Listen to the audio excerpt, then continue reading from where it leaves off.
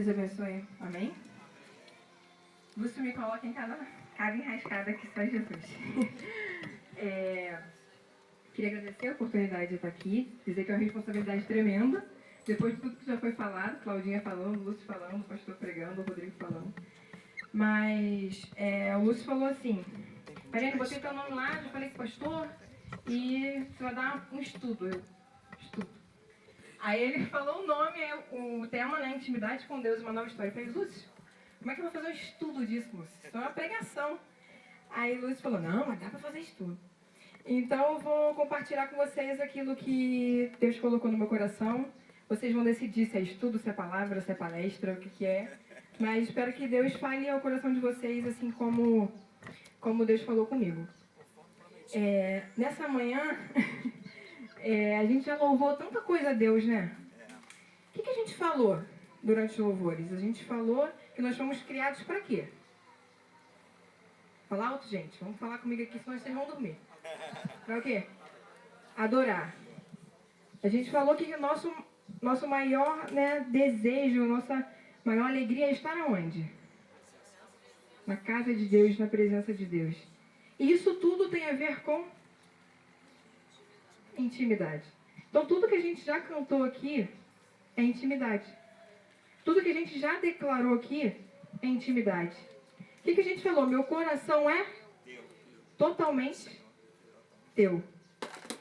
E uma das coisas que estão anotadas ali é que aquele que tem intimidade com Deus é aquele que tem o coração totalmente na mão de Deus.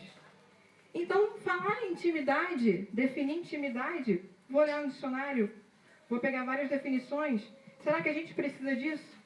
A gente sabe tanto sobre intimidade, mas qual é o nosso problema? Não praticar intimidade. Nosso problema é não praticar. Porque a Claudinha falou muito bem ontem. Abraão era amigo de Deus. Mas ele era amigo de Deus porque Deus falou com ele ou porque ele respondeu positivamente ao que Deus falou? Porque ele respondeu positivamente ao que Deus falou. Então, Deus quer ser íntimo de quantos? Pastor Xavier, Lúcio, Machado? Não. Deus quer ser íntimo de todos.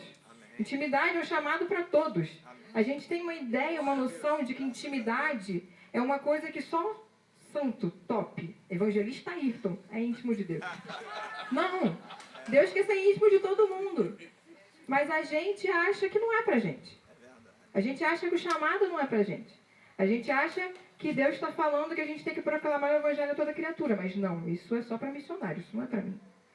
Então, que Deus fala conosco, nos traz a responsabilidade, tem trazido ao nosso coração nesses dias, é que nós precisamos despertar, nós precisamos acordar. E se nós não somos ou não estamos sendo íntimos de Deus, o problema não é de Deus, o problema é nosso.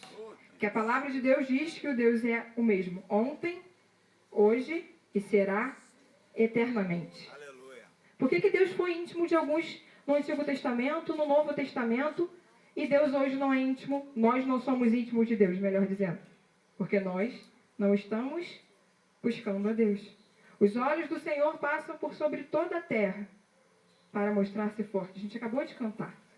Mas será que quando os olhos do Senhor passaram sobre este lugar, como Machado viu, ele achou corações desejosos da presença dele? Ele achou corações que têm vontade, que quiseram ser achados por ele? Que a palavra de Deus fala que se nós buscarmos, se nós nos humilharmos, Deus se deixará ser achado. Então, o maior objetivo de Deus é que nós o encontremos. É o maior objetivo de Deus. Porque qual é o propósito? Se a gente não buscar, se a gente não achar Deus. Deus não quer simplesmente ficar num trono, do céu, olhando e vendo as coisas passando, acontecendo, e nós alheios. Claudinha falou muito bem ontem, a gente vai viver no ciclo natural da vida. Nascer, crescer, se reproduzir e morrer. Foi para isso que Deus nos criou? Não. Então o objetivo da gente falar isso são coisas aparentemente simples, mas aparentemente muito complexas. Porque esse tema é complexo, mas ao mesmo tempo é simples. Porque Deus quer ser íntimo de nós, mas a gente não acha Deus. Por quê? Porque a gente está interessado em Deus? A gente está interessado nas nossas bênçãos? A gente está interessado no que Deus pode fazer por nós? Ou a gente está interessado em quem Deus é? É íntimo de Deus quem está interessado em quem Deus é, acima de todas as coisas.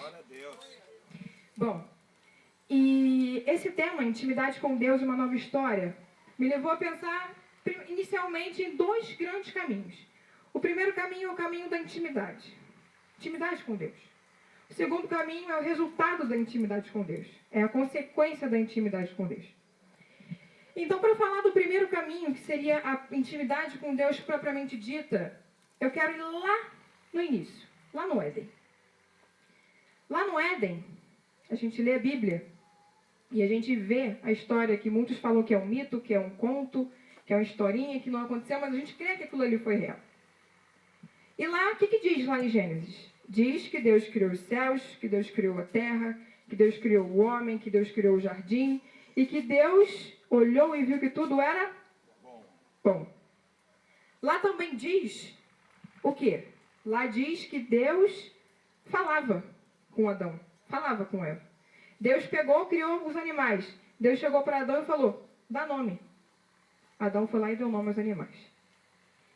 Deus chegou e falou, ó, você pode aproveitar de tudo isso aqui. O que você não pode fazer? Comer da árvore do conhecimento do bem e do mal. Então, se eles estavam tendo essa sabedoria, a Bíblia diz que Deus falou. Então, Deus falou com eles. Então, lá no Éden, eles tinham o quê? Relacionamento com Deus. Então, no princípio das coisas, a gente sempre fala que Deus criou as coisas da forma que eram para ser. Só que o homem foi lá e estragou tudo. A gente sempre vai lá e estraga, né? E Deus foi lá e criou o homem com um propósito de se relacionar com o homem. De se relacionar, de ter intimidade com o homem. E eu queria ler esses textos com vocês. Abram, por favor, lá em Gênesis 2,16. Quem achar primeiro pode ler. Gênesis 2,16.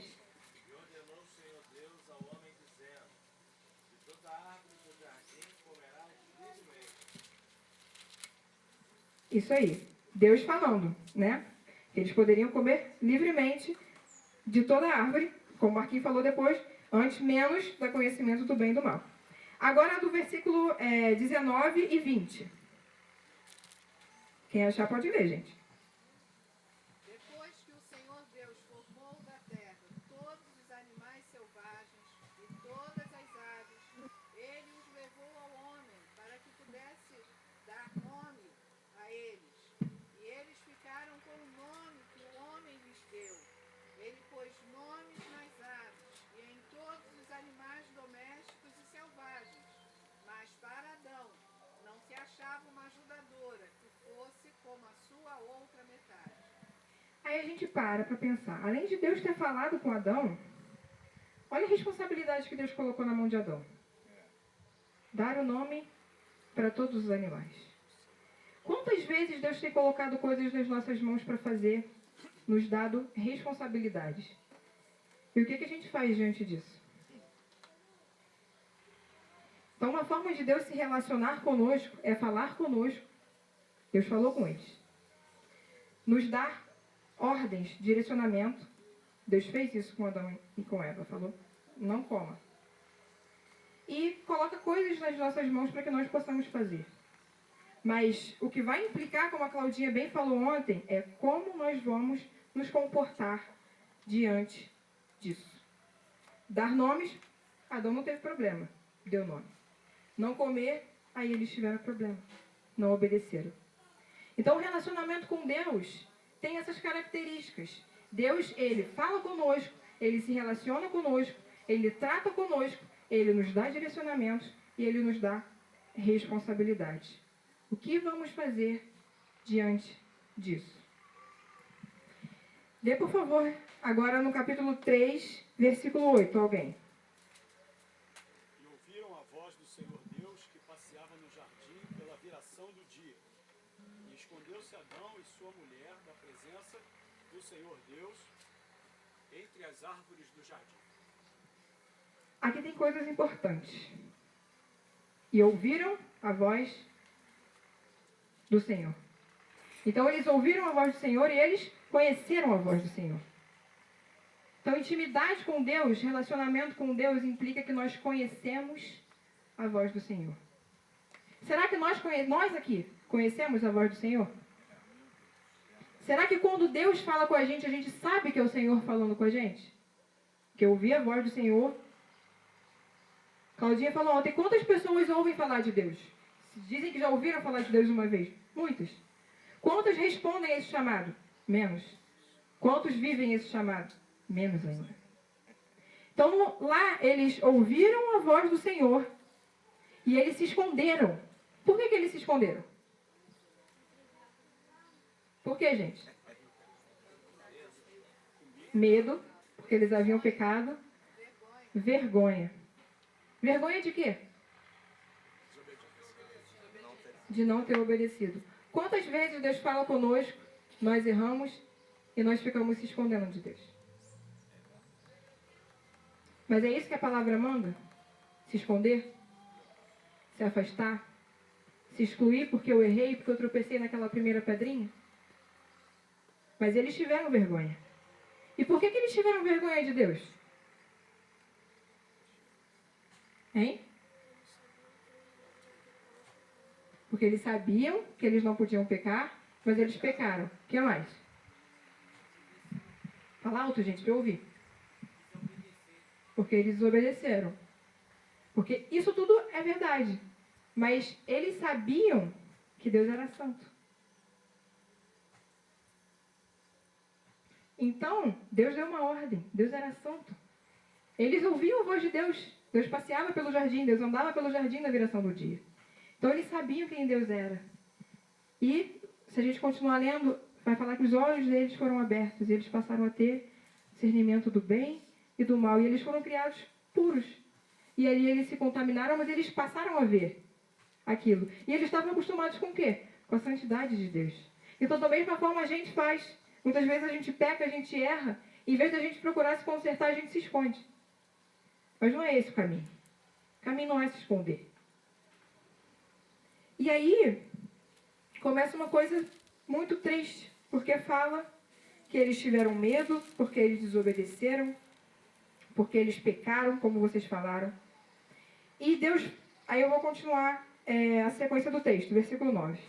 E chamou o Senhor Deus ao homem e lhe perguntou, onde estás?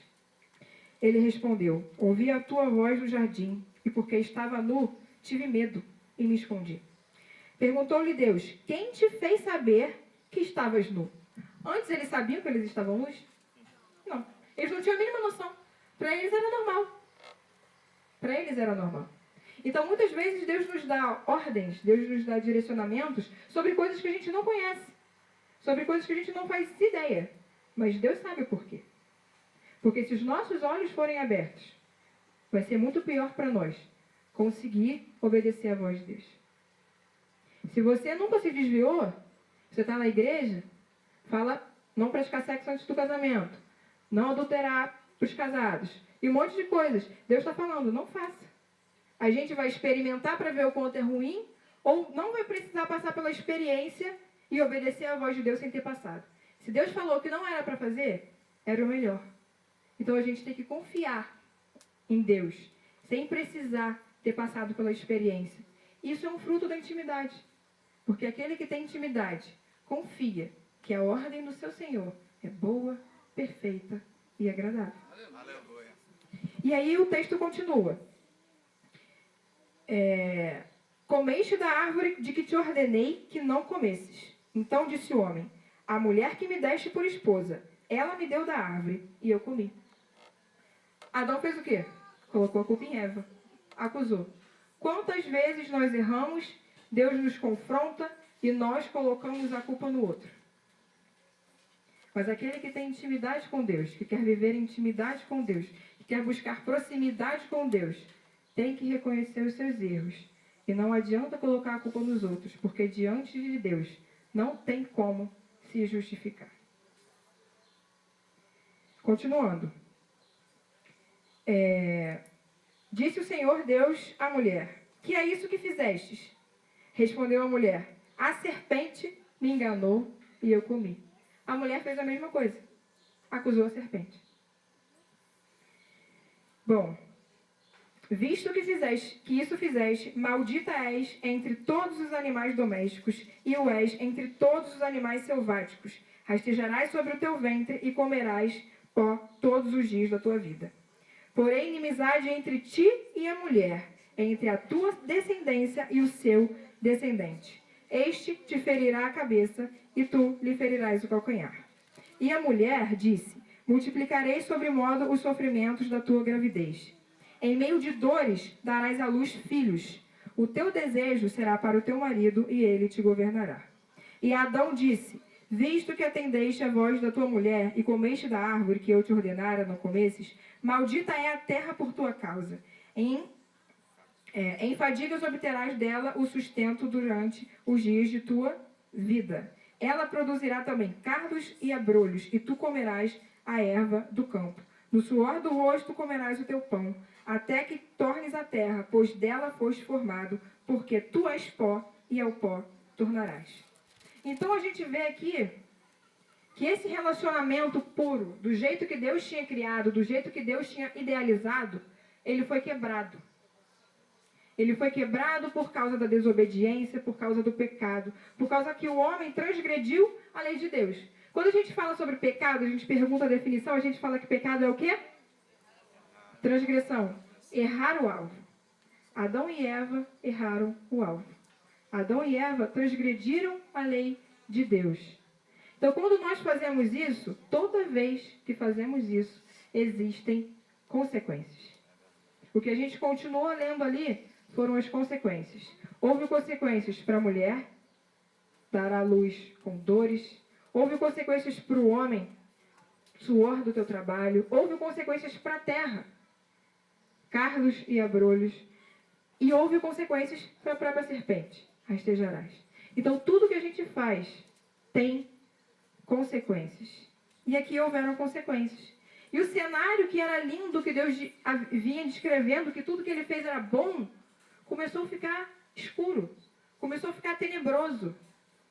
E consequências e coisas ruins, a gente vai ver que eles foram expulsos do jardim. Mas Deus é tão misericordioso, Deus é tão bom, que no meio de toda essa lista de consequências, no meio de toda essa lista de coisas que, afinal de contas, eram lícitas, porque eles desobedeceram à voz de Deus. Eles estavam colhendo dos próprios frutos. Deus precisava fazer alguma coisa? Nenhuma. Ele falou, não faça. Você fez, você colheu. Mas Deus é tão bom, Deus é tão misericordioso, que no versículo 15, Deus fala: porém, inimizade entre ti e a mulher, entre a tua descendência e o seu descendente. Este te ferirá a cabeça, e tu lhe ferirás o calcanhar. Esse versículo é chamado de primeiro evangelho. Esse versículo anuncia Jesus, nas entrelinhas, entre o seu descendente, o descendente da mulher, o descendente de Eva, Cristo, e a sua descendência, a descendência da serpente, aqueles que estão no mundo, aqueles que estão perdidos. Mas a serpente ferirá o calcanhar de Jesus. Mas aí não será a derrota, aí não será o final. Jesus ferirá a cabeça da serpente. E ele fez isso com a sua morte, com a sua ressurreição. E hoje, aquilo que Adão e Eva quebraram o relacionamento com Deus, quebraram a intimidade com Deus pura que eles tinham, Cristo nos fez novas criaturas e proporcionou um novo caminho. A gente canta os louvores, a gente canta as canções, a gente lê o texto, a gente não entende a profundidade do que Cristo fez. Em meio a todo esse cenário escuro, aqui tem um versículo que diz que alguma coisa, o descendente, viria e esmagaria a cabeça da serpente. Então, Cristo proporcionou que esse relacionamento que foi quebrado lá por Adão e por Eva fosse reconstruído. Religião significa religare. O homem estava desligado de Deus, porque o homem transgrediu a lei de Deus. Mas Cristo, sem precisar fazer, fez por nós aquilo que ninguém poderia fazer. Glória a Deus. Abra, por favor, lá em Romanos capítulo 5, versículo 12.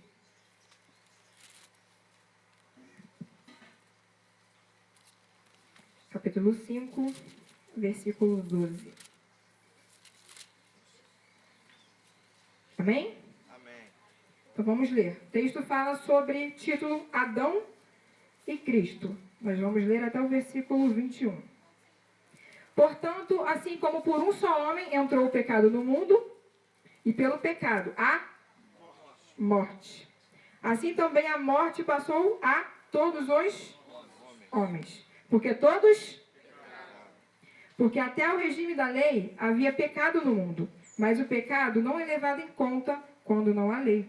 Entretanto, reinou a morte desde Adão até Moisés, mesmo sobre aqueles que não pecaram, à semelhança da transgressão de Adão, o qual prefigurava aquele que havia de vir.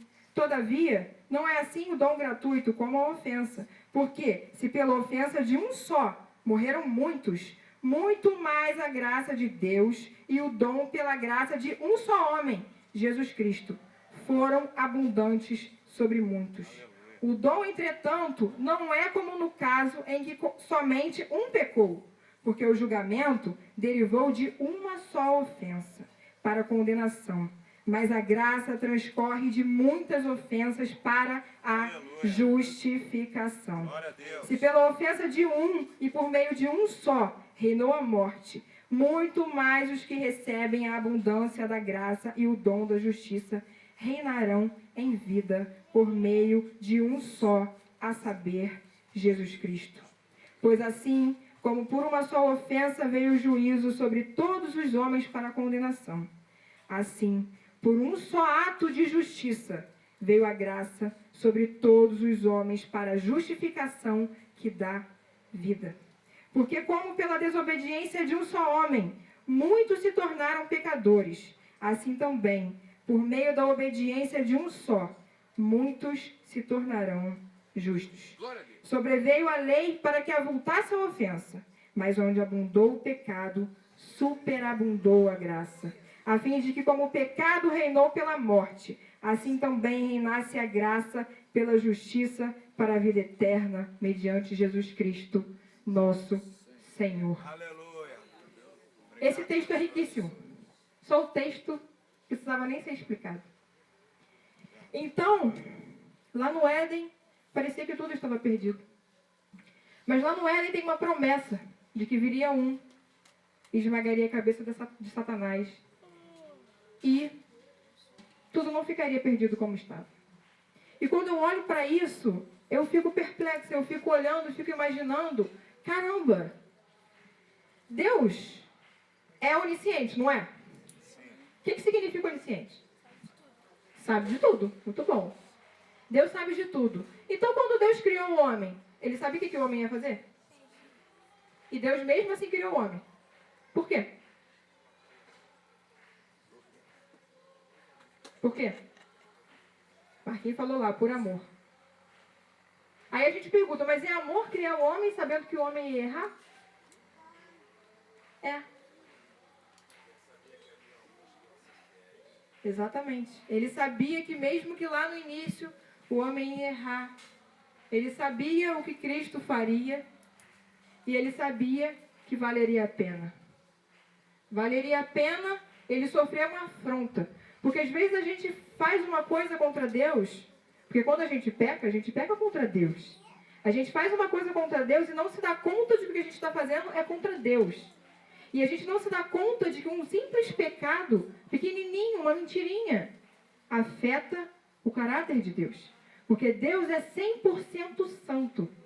Uma blusa branca, se ela tem uma gotinha de lama, ela está suja para Deus.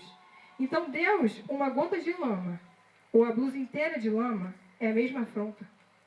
Então quando o homem peca, o homem afronta Deus. O homem entristece a Deus. A Bíblia fala que nós podemos entristecer o Espírito. Nós entristecemos a Deus. Imagina como Deus se sente diante do nosso pecado. Mas Deus sabia que o homem ia ferir a ele. E ele escolheu, mesmo assim, nos criar. Porque como diz lá o texto, ele veria o fruto do penoso trabalho e ficaria satisfeito. Então a Bíblia fala que o Cordeiro foi morto antes da fundação do mundo. Antes dos céus e da terra serem criados, antes de nós sermos criados, Deus sabia o que nós iríamos fazer. Deus sabia que nós iríamos desobedecer. Deus sabíamos que ele ia falar vai para a direita, muitas vezes nós iríamos para a esquerda. Deus sabia que ele ia falar vai para frente, muitas vezes nós iríamos para trás. Mas ele sabia que valia a pena reconciliar o homem consigo, porque alguns seriam fiéis. Porque a Bíblia fala que sempre existe um remanescente fiel. E quando eu olho para isso, eu vejo o amor de Deus. Que amor é esse? Que amor é esse? O que a gente pode fazer para que Deus se torne mais Deus? Nada. Deus é amor, não é? Ele precisa de mais amor para continuar sendo amor? Não. Ele precisa de nós para continuar sendo Deus? Não.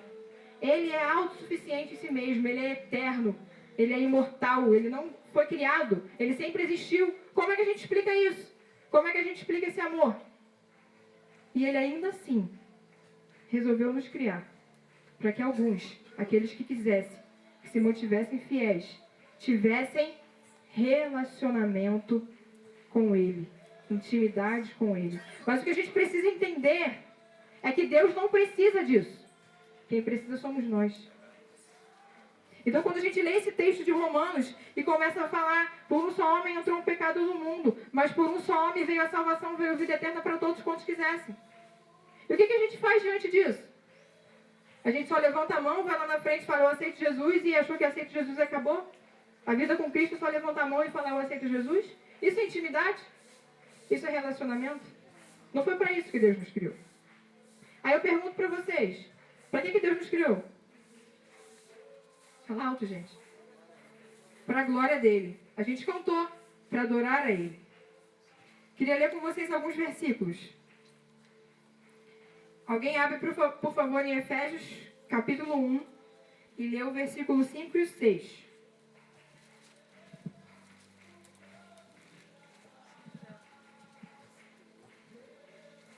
Quem achar pode ler.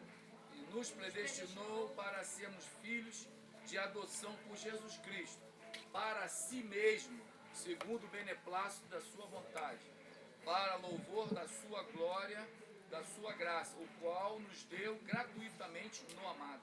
Versículo 12, por favor. Alguém lê o 12 aí do capítulo 1 de Efésios, por favor?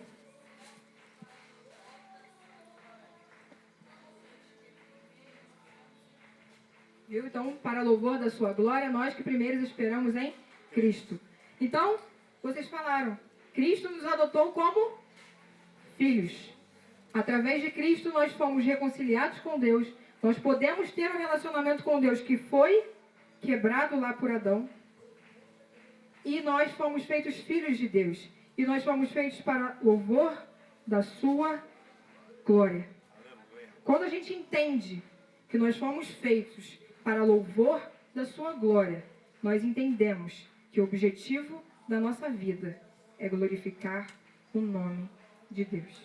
Se a gente entende que o objetivo da nossa vida é para glorificar o nome de Deus, a gente entende que intimidade com Deus não é uma opção, é necessidade.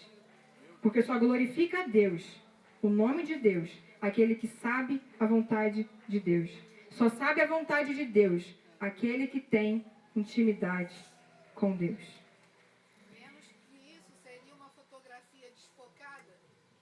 Exatamente. A Bíblia fala que nós fomos criados à imagem e semelhança de Deus. Nós somos semelhantes, mas não somos iguais. E a Bíblia fala que nós temos que caminhar e prosseguir em conhecer o Senhor. E que a cada dia nós temos que ser imitadores de Cristo. Quanto mais nos aproximamos de Cristo, quanto mais nós imitamos a Cristo, mais nós parecemos com Cristo. Quanto mais nós parecemos com Cristo, mais nós glorificamos a Deus, porque nós somos mais parecidos com o que Ele é. Jesus, quando estava aqui na terra pregando, Jesus falava, aquele que me vê a mim, vê o Pai. Se nós fomos feitos para a glória de Deus, nós seguimos a vontade de Deus, nós parecemos com Cristo. Se nós parecemos com Jesus, nós parecemos com o Pai, nós parecemos com Deus. E o nome de Deus é glorificado. Porque menos de nós existe e mais de Deus existe. Alguém lê, por favor, Isaías 43, 7. Gente, eu estou nem na metade. Vamos correr. Isaías 43, 7. Pode.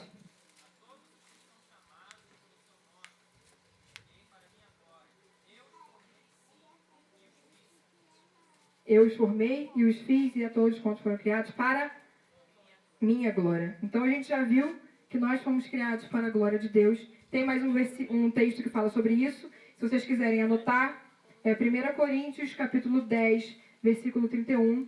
Eu vou pular por causa do tempo. Mas a gente viu que nós fomos criados para a glória de Deus. Nós fomos criados para glorificar o nome desse Deus. E se a gente entende isso, o nosso entendimento sobre Deus, sobre Cristo, sobre o reino de Deus muda. Porque nós tiramos o foco sobre as bênçãos de Deus, sobre o que Deus pode fazer. E o nosso foco é colocado em quem Deus é. Aleluia. Como eu posso viver para glorificar esse Deus? Como eu posso viver de forma que eu conheço mais desse Deus? Como eu posso viver de forma que esse Deus é glorificado em mim? Bom, então, nós fomos criados para a glória de Deus. E fomos feitos filhos de Deus. A Bíblia fala que Cristo nos comprou para Ele. Nós somos propriedade exclusiva de Deus. Para quê? A gente acabou de falar. Para que vivêssemos por Ele, para que vivêssemos nele, para que Ele fosse glorificado. Quero que alguém leia para mim Atos 17, 28. Esse texto é muito bonito, esse versículo. Muito interessante. Atos 17, 28. Quem achar pode ler alto, por favor. Porque nele vivemos, e nos movemos, e existimos, como também alguns dos vossos poetas disseram, pois somos também sua geração. Então nós somos criados para a glória de Deus. Deus nos comprou para Ele, nos tornou filhos, somos propriedade de Deus. E porque nele existimos, vivemos e nos movemos. Nele existimos. Significa que se nós não estamos nele, nós não existimos. Porque pelo pecado de Adão entrou a morte. Só existe vida se Cristo está em nós. Nele existimos e vivemos, porque Ele nos deu vida. E nos movemos. Como? Como? Alguém abre João 3,8, por favor.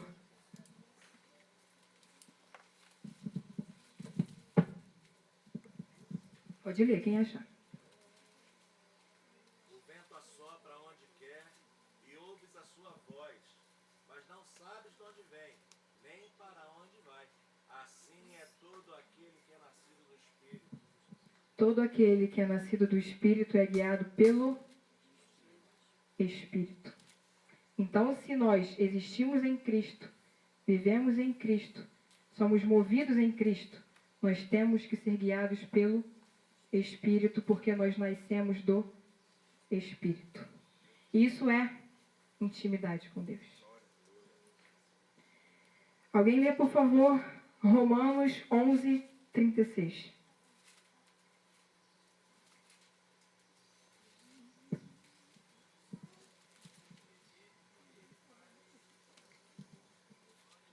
Alguém leu lá atrás. Porque dele, por ele, para ele são todas as coisas.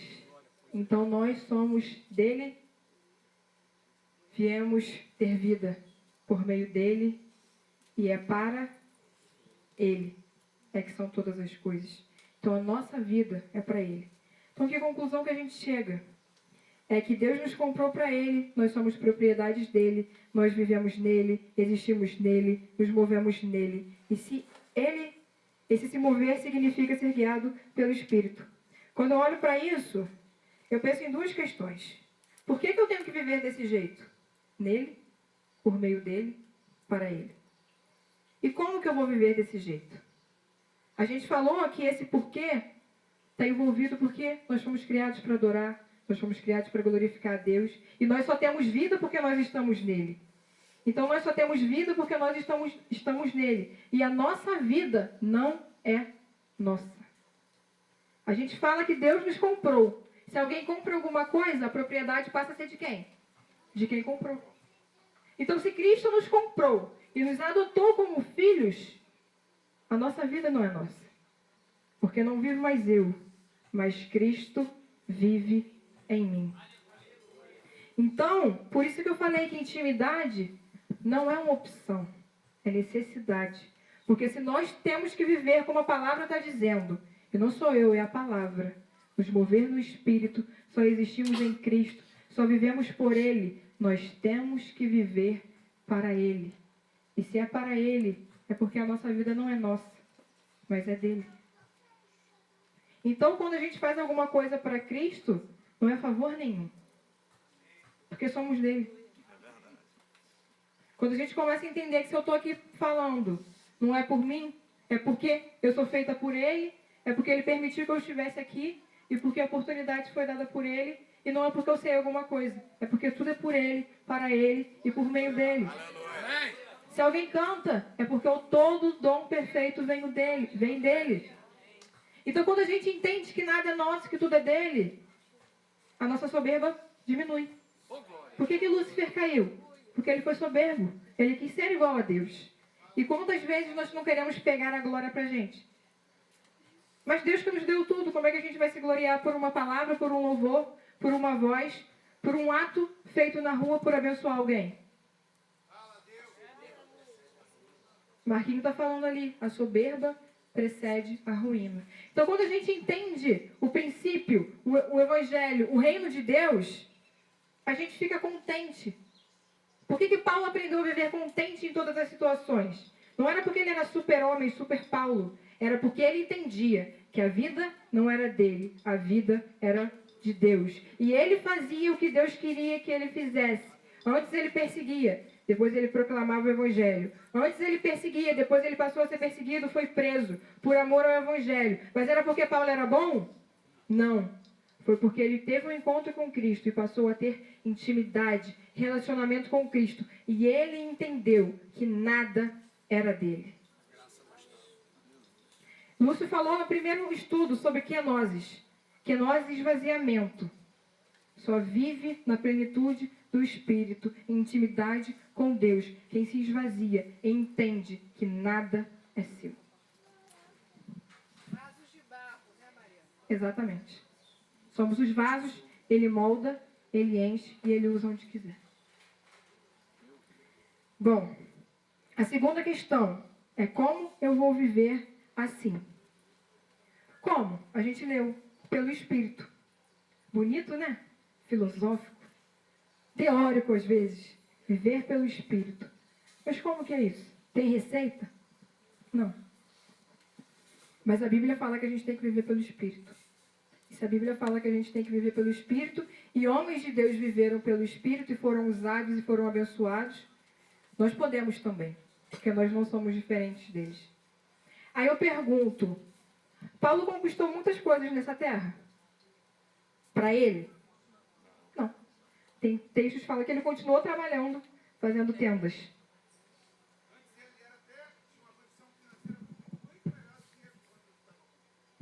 Então Cristo nos chamou para nos abençoar nessa terra? Ele pode abençoar. No sentido. Mas é por misericórdia. Digamos que é um bônus. bônus. Não é o objetivo. Cristo nos chamou para termos relacionamentos com Ele, para sermos salvos. Porque nós fomos salvos.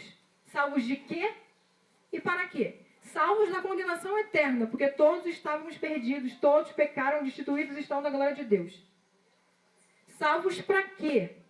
Religar, religião, relacionamento com Deus, estar ligado com Deus novamente. Por quê? Para viver com Ele. Para quê? Para glorificar o nome dEle. Então, tudo que coloca o nosso eu no meio é bônus.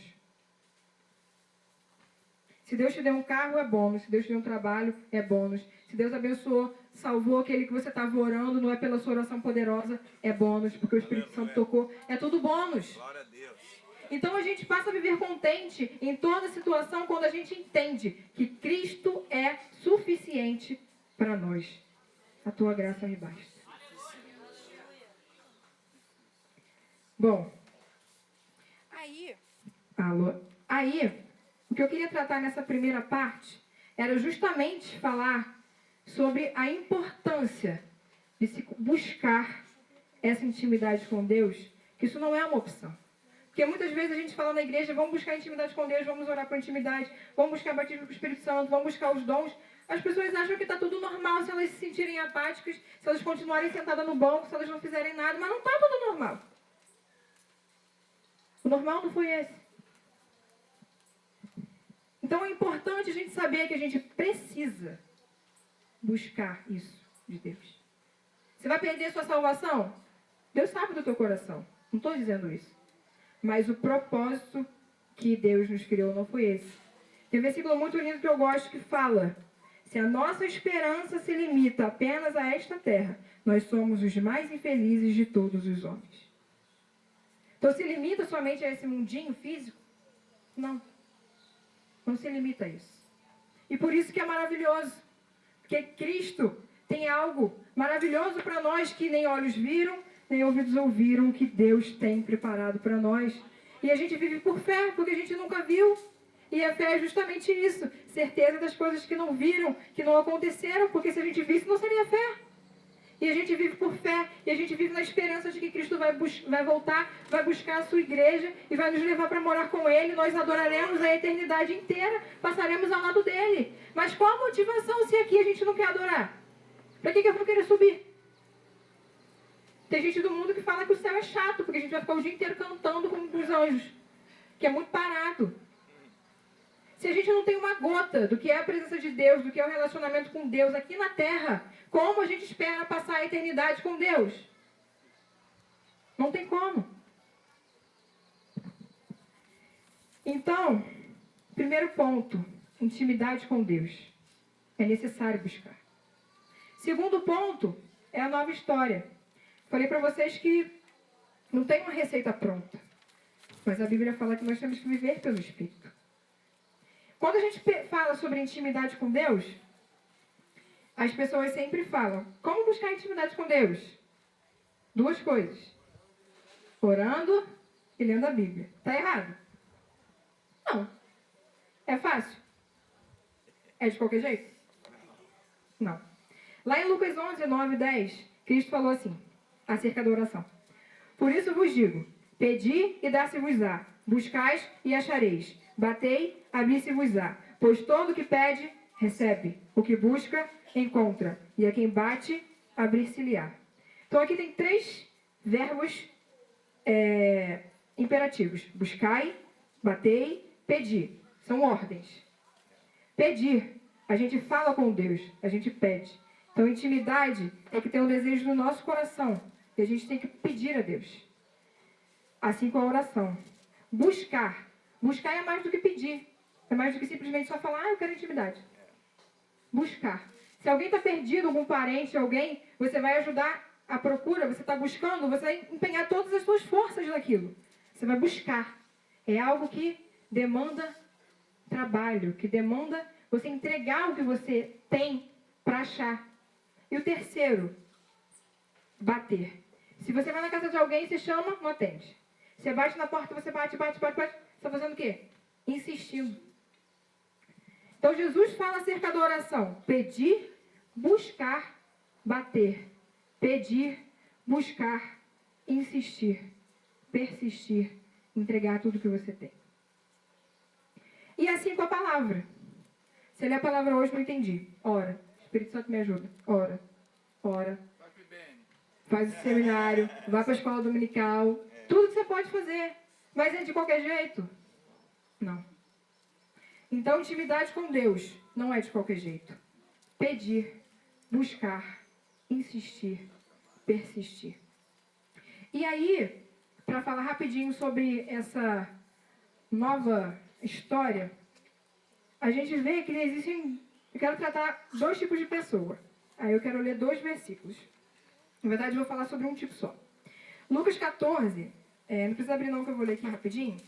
No versículo 27 e depois no 33 diz assim, Cristo falando: e qualquer que não tomar a sua cruz e vier após mim, não pode ser meu discípulo. Aí no 33, assim pois, todo aquele que dentre vós não renuncia a tudo quanto tem, não pode ser meu discípulo. Renúncia. Tal que o Lúcio falou.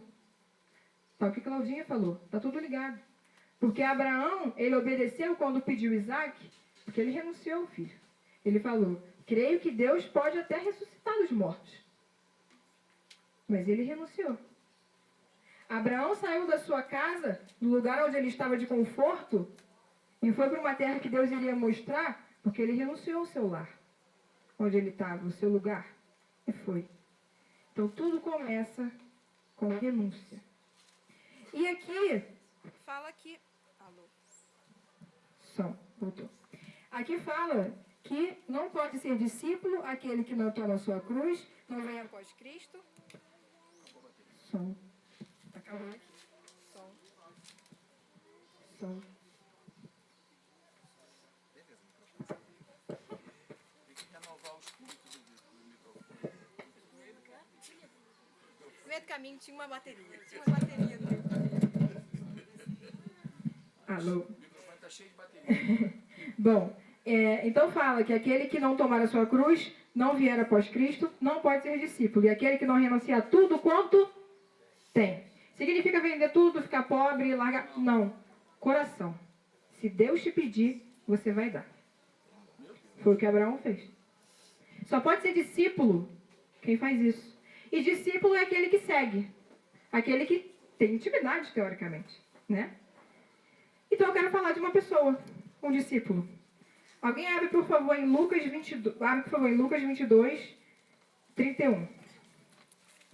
Eu vou ler aqui para ser mais rápido. Lucas 22, 31. Pedro. Amém? Bíblias rolando. Simão, Simão, eis que Satanás vos reclamou para vos peneirar como trigo. Eu, porém, roguei por ti, para que a tua fé não desfaleça. Tu, pois, quando te converteres, fortalece os teus irmãos. Ele, porém, respondeu: Senhor, estou pronto a ir contigo, tanto para a prisão como para a morte. Mas Jesus disse: Afirmo-te, Pedro, que hoje 3 vezes negarás que me conhece antes que o galo cante. 54. Então, prendendo-o, o levaram e o introduziram na casa do sumo sacerdote. Pedro seguia de longe. E quando acenderam fogo no meio do pátio e juntos assentaram, Pedro tomou lugar entre eles. Entre mentes, uma criada veio, vendo-o assentado perto do fogo, fitando-o, disse: Este também estava com ele. Mas Pedro negava, dizendo: Mulher, não o conheço. Pouco depois, vendo outro, disse: Também tu és dos tais. Pedro, porém, protestava: Homem, não sou. E tendo passado cerca de 1 hora, outro afirmava, dizendo: Também este verdadeiramente estava com ele, porque também é galileu. Mas Pedro insistia: Homem, não compreendo o que dizes. E logo, estando ele ainda a falar, cantou o galo. Então, voltando-se o Senhor, fixou os olhos em Pedro, e Pedro lembrou da palavra do Senhor, como lhe dissera: Hoje 3 vezes me negarás antes de cantar o galo. Então Pedro, saindo dali, chorou amargamente. Esse texto é conhecido. Eu separei a versão aqui de Lucas, porque Jesus fala que eu, porém, roguei por ti para que a tua fé não desfaleça. Tu, pois, quando te converteres, fortalece os teus irmãos. Não vou entrar no te converteres, mas, enfim. Aí eu volto ao que a gente falou lá do Éden. Deus sabe de todas as coisas. Jesus sabia o que Pedro ia fazer. Mas o que Jesus fez? Rogou para que Pedro não desfalecesse. E ainda falou: fortalece os teus irmãos. Pedro foi lá e negou. Chorou amargamente. Mas se arrependeu. Diferente de Judas. Se arrependeu. E aí é a nova história que eu quero falar. Pedro negou 3 vezes. Chorou amargamente. Fez algo terrível que a gente critica. Mas e nós? Será que nós faríamos diferente? A gente critica Adão, a gente critica Eva, mas a gente faria diferente? E Pedro? Quem foi Pedro depois? Depois que Cristo ressuscitou? Depois que veio o Pentecostes? Quem foi Pedro? Uma nova história. Aí, vamos avançar um pouquinho, lá em Atos, capítulo 1.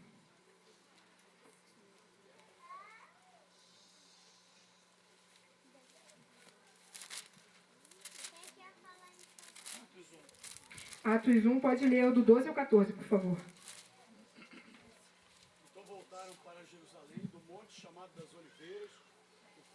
perto de Jerusalém, à distância do caminho de um sábado. E entrando, subiram ao cenáculo, onde habitavam Pedro e Tiago, João e André, Filipe e Tomé, Bartolomeu e Mateus, Tiago, filho de Alfeu, Simão, o zelador, e Judas de Tiago. Todos estes perseveravam unanimemente em oração e súplicas com as mulheres e Maria, mãe de Jesus, e com seus irmãos.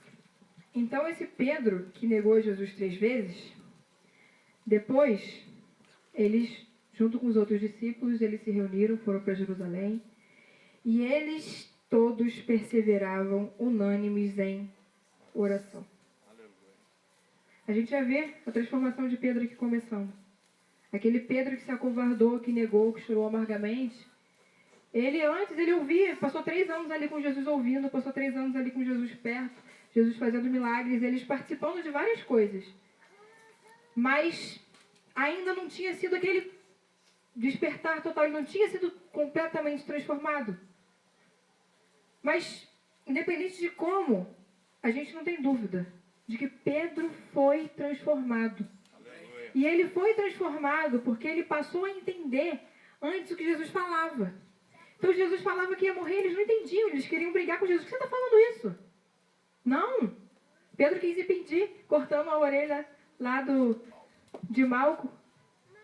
Mas depois que eles viram as coisas que antes era como se tivesse um véu, eles entenderam o que Cristo falou, eles entenderam o Evangelho, e eles passaram a proclamar esse Evangelho, eles passaram a anunciar esse Evangelho. Aí depois veio a descida do Espírito Santo. Se a gente continuar lendo o livro de Atos.